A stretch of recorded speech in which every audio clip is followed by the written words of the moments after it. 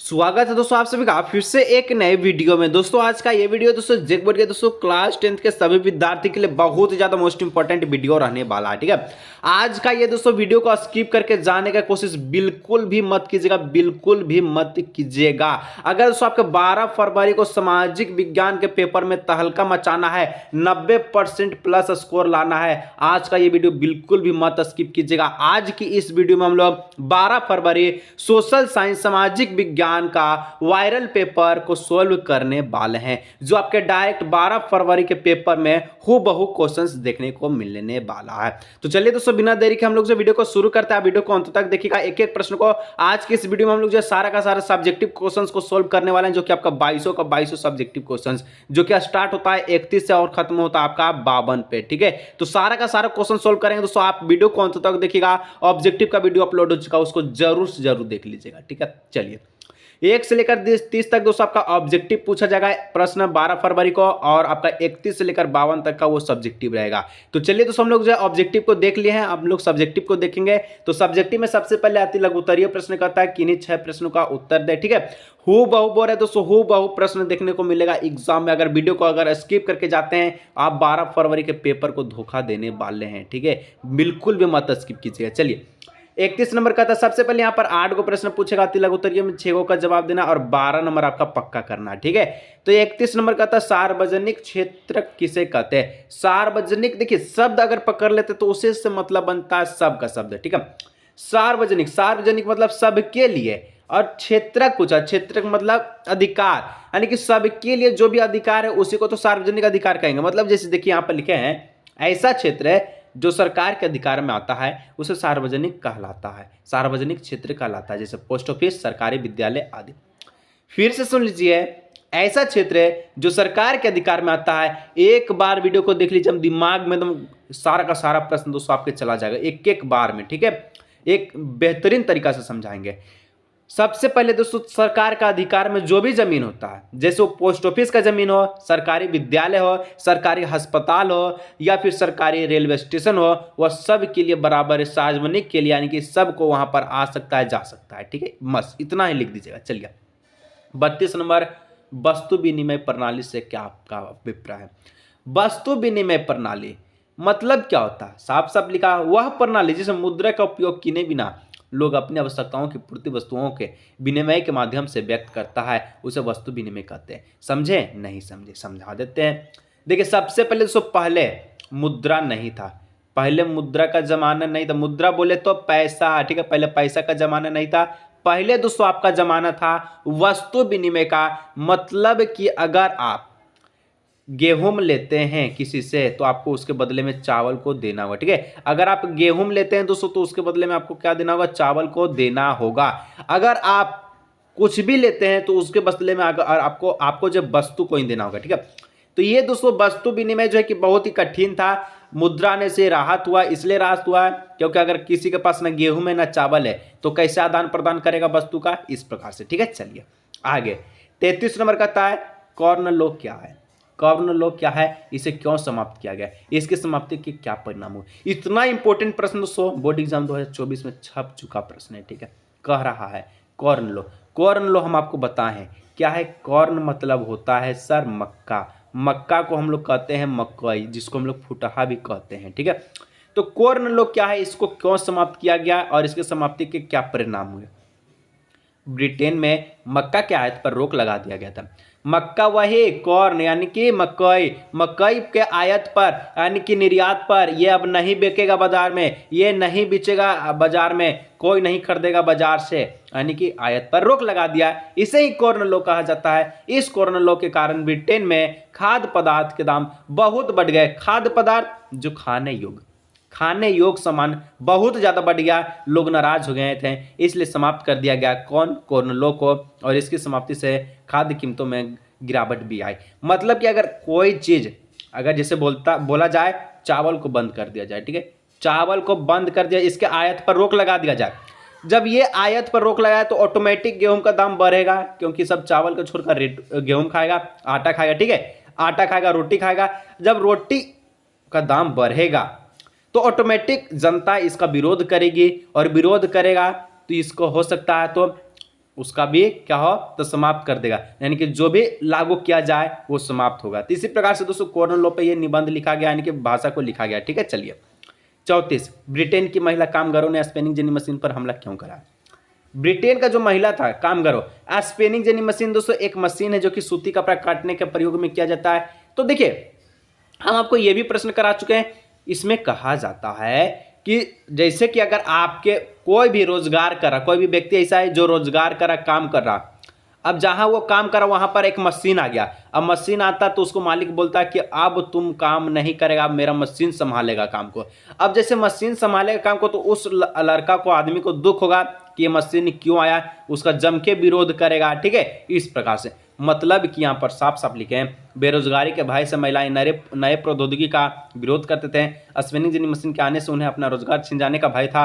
ठीक है, इसलिए ब्रिटेन के महिला कामगारों ने स्पिनिंग जेनी मशीन पर हमला किया। समझ गए बात को, मतलब कि जो भी ब्रिटेन की महिला थी उसको डर था कि हमारा जो है काम को, रोजगार को छीन लिया जाएगा, तो हम क्या करेंगे, हम कैसे खाएंगे, कैसे पिएंगे। ठीक है, बस यही डर था, इसलिए स्पिनिंग जेनी मशीन पर हमला बोल दिया, हमला। ठीक है, चलिए 35, दबाव समूह और राजनीतिक दल में अंतर स्पष्ट कीजिए।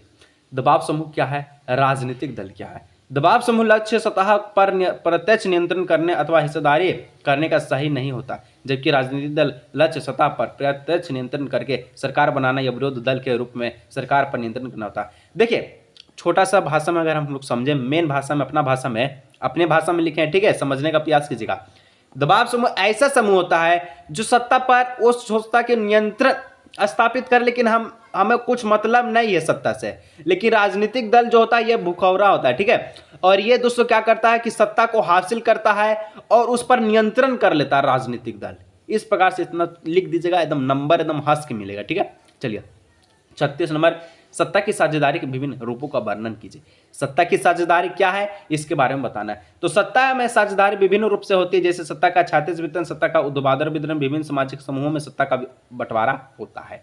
छोटा सा भाषा था, इसको लिख लीजिएगा। चलिए 37, जैव विविधता से आप क्या समझते हैं, जैव विविधता का विशिष्ट किसे कहा जाता है। जैव विविधता क्या है दोस्तों, जैव विविधता का विशिष्ट किसे कहा जाता है, लिखिएगा। हमारी पृथ्वी पर विभिन्न प्रकार के पेड़ पौधे तथा जीव जंतु पाई जाती है। पेड़ पौधे तो जीव जंतु में ही, इसी अंतर को जैव विविधता कहते हैं। मतलब कि देखिए पेड़ पौधे और जीव जंतु में जो अंतर होता है उसको जैव विविधता कहा जाता है।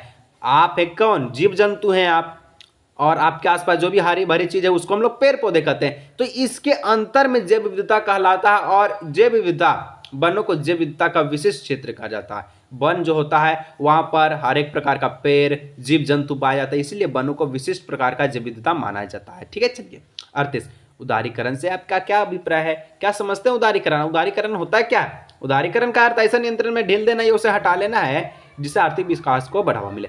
उदारीकरण मतलब हटा दो, जो भी नियम है लागू है उसको हटा दो। मतलब कि इकोनॉमिक्स पर हमको अच्छा प्रभाव पाना है। ठीक है, जो भी चीज लागू है उसको हटा दो ताकि मेरा विकास हो, हम आगे बढ़े। ठीक है, चलिए इस प्रकार से। चलिए लघु उत्तरीय प्रश्न है, इसमें दोस्तों 6 प्रश्न का जवाब देना है। टोटल 8 प्रश्न पूछेगा, 6 का जवाब देना, और ये आपका 18 नंबर का प्रश्न रहने वाला। ठीक है, 6 प्रश्न। चलिए ठीक है, 39, निम्नलिखित में से किन्हीं 2 पर टिप्पणी लिखिए। टिप्पणी लिखना 2 पर। ठीक है, 3 आपको दे देगा, जलियांवाला बाग हत्याकांड, रोवल एक्ट और चौरी चौरा हत्याकांड। तो 3 पे लिखना। चलिए हम आपको बताते कैसे कैसे लिखना। जलियांवाला बाग हत्याकांड, तो जलियांवाला बाग हत्याकांड कब हुआ, 13 अप्रैल 1919। ठीक है, 13 अप्रैल 1919 में जलियांवाला बाग हत्याकांड हुआ। तो यहां पर लिखना है, जलियांवाला बाग हत्याकांड भारतीय इतिहास में एक कलंकित घटना है। अमृतसर के जलियांवाला बाग में जब एक भीड़ शांतिपूर्ण तरीके से इकट्ठे हुए तो ब्रिटिश सरकार ने उस पर गोली चलवा दी, जिसमें अनेक निर्दोष और निहत्थे का लोग जो मरे गए। देखिए जलियांवाला बाग जो हुआ था दोस्तों, ये अमृतसर में हुआ था। ठीक है, अमृतसर के जलियांवाला बाग में जब एक भीड़ शांतिपूर्ण तरीके से इकट्ठा हो, एक मई के भीड़ आ गया। ठीक है, अब भीड़ आया तो ब्रिटिश सरकार जो था, ठीक है, ब्रिटिश रूलर, वो क्या किया, अंधाधुंध फायर किया, फायर करो। ठीक है, गोली चला दिया, और गोली चलाने से जो भी निर्दोष लोग था, जिसका कोई कसूर ना था, जो भी निहत्थे लोग था, जो भी आप जो है मतलब कि वो देखना गया, भीड़ में गया, उसको पे गोली चला दिया, वो लोग मारे गए। और ये जो घटना है 13 अप्रैल 1919 को किया गया था। ठीक है, आई होप कि दोस्तों जितना भी बात बताएंगे आपको हर एक बात समझ में आएगा, सीधे दिमाग में ठोकने का प्रयास करें। ठीक है, आप दोस्तों एक एक प्रश्न को एकदम बढ़िया से देखिएगा। ठीक है, चलिए दूसरा, रोवल एक्ट। रोवल एक्ट क्या है? तो रोवल एक्ट ब्रिटिश सरकार द्वारा राष्ट्रीय आंदोलन को कुचलने के लिए लाया गया एक ऐसा कानून जिसके आधार पर किसी भी भारतीय को बिना मुकदमे चलाए जेल में बंद कर रखा जाए। रोवल एक्ट दोस्तों कब पारित किया गया था? सभी का जवाब नीचे कमेंट में आना चाहिए। और रोवल एक्ट ब्रिटिश सरकार द्वारा राष्ट्रीय आंदोलन था, जो कि कहा गया था कि जो राष्ट्रीय आंदोलन को कुचलने के लिए लाया गया था। ऐसा कानून था जिसके आधार पर किसी भी भारतीय को मुकदमा चलाए जेल में बंद रख सकता था। ठीक है, इस प्रकार से। चलिए, चौरी चौरा हत्याकांड। ठीक है, तो लिखना है कि असहयोग आंदोलन के दौरान गोरखपुर के चौरी चौरा नामक जगह में जो हिंसक घटना घटित हुई, जिसके तहत भीड़ ने पुलिस थाने को आग लगा दी, जिसमें 22 पुलिसकर्मी जलकर मर गए। इस घटना को चौरी चौरा नामक हत्याकांड कहा जाता है। चौरी चौरा हत्याकांड में क्या हुआ? तो 22 पुलिसकर्मी को जलाकर मार दिया गया था। ठीक है, चलिए आगे 40 नंबर, महामंदी के कारण की व्याख्या कीजिए। महामंदी क्या है? महामंदी क्या है? चलिए, महामंदी ने भारतीय व्यापार को बुरी तरह से प्रभावित किया। 1928 और 1934 के मध्य भारतीय निर्यात और आयात लगभग आधे रह गए। निर्यात और आयात समझते हैं, अभी तो समझाया आपको। कोई चीज बाजार में बिक रहा है, कोई चीज बाजार में आ रहा है, कोई चीज खरीद रहा है, कोई चीज ले रहा है, तो उसमें गिरावट आ गया एक बाइक। ठीक है, 1928 और 1934 के मध्य में, इसके बीच के जो काल हुआ था, ठीक है, उसमें दोस्तों गिरावट आया, लगभग आधा हो गया था। अंतर्राष्ट्रीय कीमत में गिरने से भारत में कीमतें गिर गई। मतलब कि जो व्यापार जो भारत से अलग अलग देश में पहुंचता था, ठीक है, तब वहां से पैसा कम आने लगा, यानी कि उसको खरीदना बंद कर दिया। तो जिसके कारण से इस अवधि में गेहूं की कीमतें 50% गिर गया। जो गेहूं का मूल्य मान के चलिए अगर 20 रुपया था तो उसको 10 रुपये कर दिया। ठीक है, 10 रुपये कर दिया। महामंदी का सबसे ज्यादा प्रभाव गरीब किसानों पर पड़ा। किसान उत्पादक की कीमतें गिरने के बावजूद किसानों को करों में ठीक है, करों में कोई राहत नहीं मिला। टैक्स में दोस्तों या फिर कोई भी किसी प्रकार का कर दे उसमें कोई राहत नहीं मिला। उनकी ऋणता बढ़ गई, उन्हें अपनी जमीन बेचनी या गिरवी रखने पड़ी। फिर से समझा रहे हैं, ठीक है, महामंदी आया दोस्तों, तो इसमें 50% गेहूं का जो है उत्पादक का मूल्य कम गया। और जब गेहूं जो कौन उपजाता है? किसान। अब किसान जो बीज उपजाए तो उस समय हो सकता है तो बीज का वही रेट होगा जो आपका 10 रुपये 50 रुपये गेहूं में था। ठीक है, तो यहां पर इसमें कहा जा रहा है जो किसान 10 रुपये गेहूं को उपजाया, 10 रुपये गेहूं को उपजाया, ठीक है, और अगर ये 20 रुपये ना कमा सका, अगर आपको इसको 10 रुपया मिला तो इसका क्या फायदा? इसका जमीन भी चला गया, सब गिरवी रखा दिया और इस पे ऋण भी हो गया, बहुत ही बड़ा कर्ज में डूब गया किसान लोग। ठीक है, चलिए 41, सामाजिक अंतर कब और कैसे सामाजिक विभाजन का रूप ले लेता है? सामाजिक अंतर कब और कैसे सामाजिक विभाजन का रूप ले लेता है? ठीक है, भारत एक सामाजिक विविधताओं से परिपूर्ण देश है। ठीक है, परिपूर्ण देश है। सामाजिक विविधताएं समझते हैं ना? हाँ, चलिए, यहाँ विभिन्न जाति धर्म तथा समुदाय के लोग रहते हैं। प्रत्येक व्यक्ति की अपनी शारीरिक क्षमता, समानता, रंग रूप अलग अलग है। सभी का व्यवसाय, पढ़ाई के विषय, खेल या संस्कृति गतिविधियां अलग अलग होती है। इनका चुनाव लोगों की अपनी पसंद पर निर्भर करता है। इन्हीं सामाजिक विद्रोहों के कारण सामाजिक समूह बनती है। जब सामाजिक असमानताएं विरोध का रूप ले लेती है तो सामाजिक विभाजन हो जाता है। मतलब कि दोस्तों देश में बहुत सारे लोग रहते हैं, उच्च जाति के, नीच जाति के, इसको देखकर सब अलग अलग करते हैं। ठीक है, अलग अलग अपना फैसिलिटी करते हैं, जिसके कारण दोस्तों क्या होता है? आंदोलन चलने लगता है। सामाजिक जो बंटवारा है वो विभाजन का रूप ले लेता है। ठीक है, तो इस प्रकार दोस्तों इसका उत्तर को लिख लीजिएगा। चलिए 42 नंबर कहता है राजस्थान का शुष्क और अर्ध शुष्क क्षेत्रों में वर्षा जल संग्रहण किस प्रकार किया गया? उत्तर, राजस्थान में पानी की भारी कमी होने लगी। ठीक है, क्योंकि वहां उचित वर्षा नहीं होती है, इसलिए राजस्थान में जल संरक्षण के लिए लोग भूमिगत टैंकों का प्रयोग करते हैं। इसे मुख्य रूप से घर के आंगन में बनाया जाता था। यह भूमिगत टैंक पाइपों से जुड़ा होता था और पाइप छत से जुड़ा होता था, ताकि बरसात का सारा पानी इन पाइपों के सहारे टैंक में जमा हो जाए। राजस्थान में लोग छत पर भी वर्षा जल संग्रहण करते थे। शुष्क तथा अर्ध शुष्क क्षेत्रों में खेतों को वर्षा वाले भंडारों में बदल दिया जाता था। इस प्रकार से जल संग्रहण यानी कि संरक्षण किया जाता था। मतलब दोस्तों अगर शॉर्ट फॉर्म में समझे, शॉर्ट फॉर्म समझने का बहुत ही मतलब बढ़िया बनता है। जल संग्रहण मतलब समझते हैं ना? ऐसा संग्रहण, अगर मान के चलिए कोई गर्म इलाका है, ठीक है, वर्षा बहुत ही कम होता है, और जब वर्षा होता है तो वहाँ के लोग जल संग्रहण मतलब जल को एकत्रित करने के लिए जुट जाते हैं। इसलिए जुटते हैं ताकि भविष्य में आगे चलकर 2-3-4 दिन में कोई समस्या का सामना ना करना पड़े, जल की आपूर्ति ना हो, यानी कि जल की आपूर्ति ना हो, जल एकदम मिल जाए, आराम से पी सके, खा सके, नहा सके। ठीक है, तो इस प्रकार दोस्तों इसका उत्तर को लिख लीजिएगा। इसलिए जल संग्रहण करना आवश्यक है। ठीक है, जल कम क्या करना है, मतलब जल ज्यादा से ज्यादा मत उपयोग करें, जल व्यर्थ ना करें, बूंद बूंद से तालाब भरता है, कहावत सुने हुए। ठीक है, चलिए 43 नंबर कहता है चावल की खेती के लिए आवश्यक भौगोलिक दशाओं का वर्णन करें। उत्तर, चावल भारत की एक प्रमुख खाद्य फसल है। इसे उगाने के लिए 2 भौगोलिक आवश्यक परिस्थितियां निम्नलिखित है। चावल दोस्तों कौन से ऋतु में उपजाया जाता है आपको बताना है। ठीक है, चावल जो है रबी फसल है कि आपका खरीफ फसल, नीचे कमेंट कीजिएगा, ऋतु छोड़ दीजिए। ठीक है, नीचे कमेंट कीजिएगा। चलिए 1 नंबर में दोस्तों लिखना पॉइंट में 25 से 30 डिग्री तक तापमान होना चाहिए। चावल को उपजाने के लिए 100 सेंटीमीटर से 150 सेंटीमीटर का वर्षा होना चाहिए। जलोढ़ और डमटी मिट्टी का होना आवश्यक है। ठीक है, उसका बाद है उष्ण और आर्द्र जलवायु का होना आवश्यक है। समतल भूमि होनी चाहिए ताकि ज्यादा दिनों तक पानी इकट्ठा रहे। आवश्यक पड़ने पर सिंचाई का प्रबंध करें। मतलब जब भी चावल का खेती होता है 25 डिग्री तक तापमान रहना जरूरी है। ठीक है, 25 डिग्री तापमान रहना जरूरी है। 100 सेंटीमीटर वर्षा होना जरूरी है।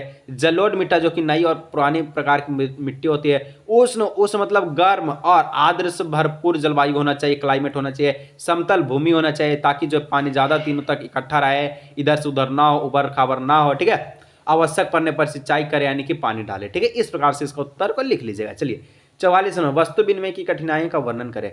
देखिए यहाँ पर लिखा सबसे वस्तु विनिमय की कठिनाइयां निम्नलिखित है। पहला, दोहरे संयोग का अभाव। अब इस प्रणाली में व्यक्ति को ऐसे व्यक्ति की खोज में भटकना पड़ता है जिसके पास उसकी आवश्यकताओं की वस्तु हो और वह व्यक्ति अपनी वस्तु के बदले में स्वयं उस मनुष्य की वस्तु को लेने को तैयार हो। वस्तु विनिमय का मतलब समझें, फिर से समझाते हैं।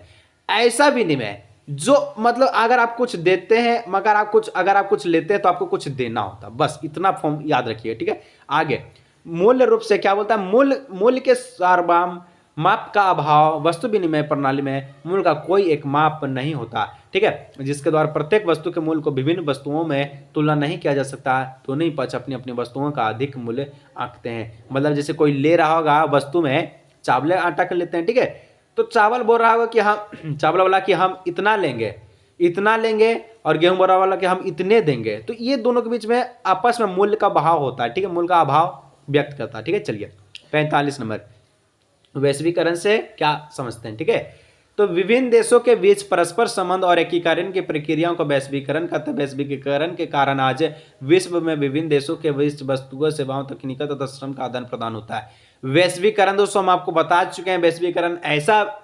वैश्वीकरण मतलब क्या होता है? वैश्वीकरण का मतलब ही होता है क्या कि ऐसा एकीकरण जो आपके विश्व के विभिन्न देशों के बीच परस्पर संबंध बनाए रखे। ठीक है, अपना संबंध को बनाए रखे, जैसे कि रिश्ता बोलते हैं उसको बनाए रखे। ठीक है, उसको वैश्वीकरण कहते हैं। वैश्वीकरण का मतलब समझे। और इसके बाद वैश्वीकरण के सहायता से आज विश्व में विभिन्न देशों के बीच वस्तुएं, सेवाएं, तकनीका श्रम प्रदान का आदान प्रदान हो रहा है। मतलब कि एक स्थान से दूसरे स्थान, मान के चलिए भारत में कोई चीज की टेक्नोलॉजी की कमी है तो ये दूसरा देश से डिमांड करेगा, टेक्नोलॉजी को मंगाएगा। भारत से कोई अगर मसाला चाहता है तो मसाला लेगा। इस प्रकार से आयात निर्यात होते रहता है। ठीक है, अंतरराष्ट्रीय व्यापार पर देखा जाए तो। चलिए 46 नंबर, प्रणाली जात और वनस्पति जात के ह्रास का कारण। ह्रास मतलब समझे एक बात, ह्रास मतलब नुकसान कैसे होता है। तो एक बड़े बांध के निर्माण और खनन जैसे मानव गतिविधियां से बड़े पैमाने पर वनों की ह्रास होती है, जिससे, ठीक है, ह्रास यहाँ लिख लीजिएगा, जिससे वनस्पतियां और जीवों के लिए जगह जगह के साथ भोजन की स्रोत कम होती है, जिसके परिणाम स्वरूप वनस्पति और प्रणाली जात का ह्रास होता है। प्रणाली और वनस्पति जात का मतलब होता है कि ऐसे जीव जंतु जो जगह जगह अपना भोजन की स्रोत में कम हो जाती है, मतलब वहां नहीं मिल पाता है, तो प्राणी जात और वनस्पति जात का ह्रास का कारण होता है, वो नष्ट हो जाता है। ठीक है, चलिए आगे दोस्तों बढ़ते हैं हम लोग दीर्घ उत्तरीय प्रश्न। टोटल दोस्तों 6 को प्रश्न पूछेगा और इसमें आपको लास्ट वाला जो 52 नंबर का प्रश्न है ये मैप से संबंधित प्रश्न है। और मैप का दोस्तों मैं वीडियो आपको ऑलरेडी दे चुका हूँ, 4 गो मैप बताया था, उसमें बोल दिया हूँ कि एगो मैप आपका 100% 2024 में छप चुका है, उसको देख लीजिएगा। कैसे मिलेगा, इंडिया स्क्रीन पर वीडियो शो होगा। ठीक है, लास्ट तक बने रहें, मैप का वीडियो देख लीजिएगा। 5 नंबर मैप में कोई नहीं छीन सकता, एकदम 30 सेकेंड में मैप बना दी, ऐसा बनाए थे। ठीक है, चलिए तो यहाँ दोस्तों आपका 20 नंबर का प्रश्न रहता है, कहता है कि 1921 में असहयोग आंदोलन में शामिल होने वाले सामाजिक समूह की सूची बनाइए और बताएं कि आंदोलन में क्यों शामिल हुए। ठीक है, लिखिए उत्तर में 1921 में असहयोग आंदोलन में भारत के विभिन्न सामाजिक समूहों में हिस्सा लेने लिया, लेकिन हर एक की अपनी अपनी आकांक्षाएं थी। आंदोलन में शामिल प्रमुख सामाजिक समूह निम्नलिखित थे।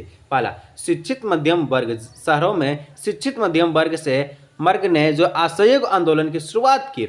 जो भी शिक्षित लोग होता है उसको पता है कि आंदोलन कैसे करना चाहिए, क्यों करना चाहिए। ठीक है, हजारों विद्यार्थी ने स्कूल छोड़ दिए, शिक्षक ने इस्तीफा दे दिया, वकील मुकदमा लड़ना बंद कर दिया। शिक्षित वर्ग आंदोलन में शामिल इसलिए हुआ क्योंकि उन्होंने देखा कि उनके बराबर पढ़े लिखे अंग्रेज उनके अफसर बन जाते हैं। भारतीय लोग को वेतन भी अंग्रेज के मुकाबले बहुत ही कम मिलता है। ठीक है, वे केवल क्लर्क ही पैदा होते हैं और क्लर्क ही मर जाते हैं। ठीक है, इस भेदभावपूर्ण नीति के कारण शिक्षित वर्ग अंग्रेज सरकार का विरोध था। मतलब कि अगर देखा जाए तो ये दोस्तों कहा जाता है कि जो अंग्रेज लोग होता था, ठीक है, वो कम पढ़ा लिखा था, फिर भी उसको ऊंचे ऊंचे पद पर उसको मिल जाता था। वकील का अफसर या फिर डॉक्टर या फिर पुलिस उसको बना दिया जाता। लेकिन जो भारत के जो लोग थे, ठीक है, कम पढ़े लिखे होते थे और माने कि ज्यादा पढ़े लिखे होते जो कि आपका अंग्रेज के मुकाबले उसको लेकिन उस पद पर नहीं दिया जाता, इसलिए शिक्षा पर विरोध हुआ था। ठीक है, व्यापारी वर्ग में देखा जाए तो बहुत से स्थानों पर व्यापारियों ने विदेशी चीज़ों का व्यापार करना या विदेशी व्यापार में पैसा लगाने से इनकार कर दिया। अंग्रेज सरकार की गलत नीतियों के कारण व्यापारी वर्ग पूरी तरह बर्बाद हो चुका। अंग्रेज सस्ते दामों पर कच्चा माल ब्रिटेन से ले आता था और वहां से तैयार माल लाकर अधिक कीमत पर भारत बेचता था। भारतीय व्यापारी को इससे बहुत ही नुकसान हुआ। जो भी भारत के लोग थे भारत में अपना व्यापार करते थे, अपना रोजी रोटी को चलाते थे, और ये जो अंग्रेज उस पर पानी फेर दिया, ब्रिटेन से कम समय में कम मूल्य के कम कीमत वाला सामान ला के भारत में उचित मूल्य पर बेचता था। ठीक है, चलिए आगे 3 नंबर, सामान्य जनता क्या है। ठीक है, सामान्य जनता, तो यह असहयोग आंदोलन एक जन आंदोलन बन गया था क्योंकि आम जनता ने विदेशी कपड़ों तथा चीजों का बहिष्कार कर दिया। अब उसको नहीं चाहिए वो सब चीजें। ठीक है, शराब की दुकानों की पिकेटिंग की, विदेशी कपड़ों की होली जलाई गई। आम जनता अंग्रेज के अत्याचार से दुखी हो चुकी थे, इसलिए उसने बढ़ चढ़कर असहयोग आंदोलन में भाग लिया। ठीक है, सब चीज बंद कर दिया था। चलिए आगे 248 नंबर बोलता है, भारतीय संदर्भ में सत्ता की साझेदारी को एक उदाहरण देते हुए एक व्यापारिक, ठीक है, युक्तिपरक एक नैतिक कारण बताइए। तो युक्तिपरक कारण वे है जो सोचकर समझकर लिया गया तर्क है और जिन्होंने अपना लाभ हानि को सामने रखकर अपनाया जाता था। ठीक है, पहला, सत्ता की साझेदारी विभिन्न समुदायों के बीच टकराव को काम करते थे। ठीक है, कम करते थे।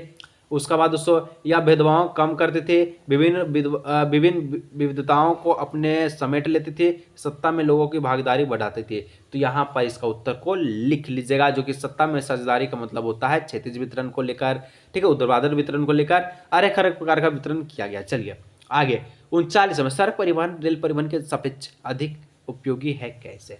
सड़क परिवहन रेल परिवहन के सापेक्ष कैसे उपयोगी है?